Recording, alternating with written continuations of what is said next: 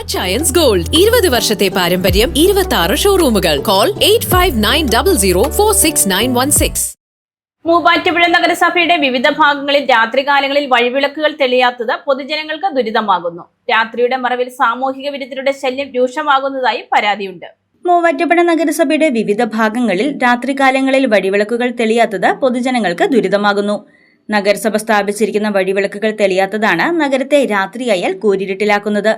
ആശ്രമം bus stand, Kavumkara മേഖലയിലെ stadium bypass road, new bazaar, Everest junction മുതൽ one way junction, rotary road, market bus stand, Keecheripady bypass road തുടങ്ങി നഗരത്തിന്റെ ഒട്ടുമിക്ക പ്രദേശങ്ങളും രാത്രിയായാൽ വഴിവിളക്കുകൾ തെളിയാതെ ഇരുട്ടിലാണ്.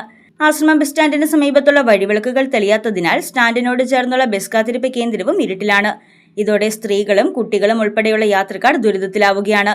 വ്യാപാര സ്ഥാപനങ്ങൾ അടയ്ക്കുന്നതോടുകൂടി പ്രദേശങ്ങൾ കൂരിരുട്ടിലാകും. വഴിവിളക്കുകൾ തെളിയാതായതോടെ നഗരത്തിലെത്തുന്ന യാത്രക്കാരാണ് കൂടുതൽ ദുരിതത്തിലാകുന്നത്. കാൽനട യാത്രക്കാർക്കുൾപ്പെടെ റോഡിലൂടെ സഞ്ചരിക്കുന്ന വാഹനങ്ങളിൽ നിന്നുള്ള വെളിച്ചം മാത്രമാണ് ഏക ആശ്രയം. റോഡരികിലെ കാട് പിടിച്ച ഭാഗങ്ങളിൽ നിന്ന് ഇഴജന്തുക്കൾ ഇറങ്ങാനുള്ള സാധ്യത അപകട ഭീഷണി വർദ്ധിപ്പിക്കുന്നു. ഇതിനെല്ലാം പുറമെ രാത്രിയുടെ മറവിൽ സാമൂഹിക വിരുദ്ധരുടെ ശല്യം രൂക്ഷമാകുന്നതായും പരാതിയുണ്ട്. ആശ്രമം ബസ് സ്റ്റാൻഡിലടക്കം രാത്രിയുടെ മറവിൽ അനാശാസ്യ പ്രവർത്തനങ്ങളും ലഹരി ഉപയോഗവും ഉൾപ്പെടെ നടക്കുന്നതായും ആരോപണമുണ്ട്. പുതിയ നഗരസഭ ഭരണസമിതി നിലവിൽ വന്ന മാസങ്ങൾ പിന്നിടുമ്പോൾ നഗരം ഇരുട്ടിലാകുന്നത് പ്രതിഷേധത്തിനിടയാക്കുകയാണ്.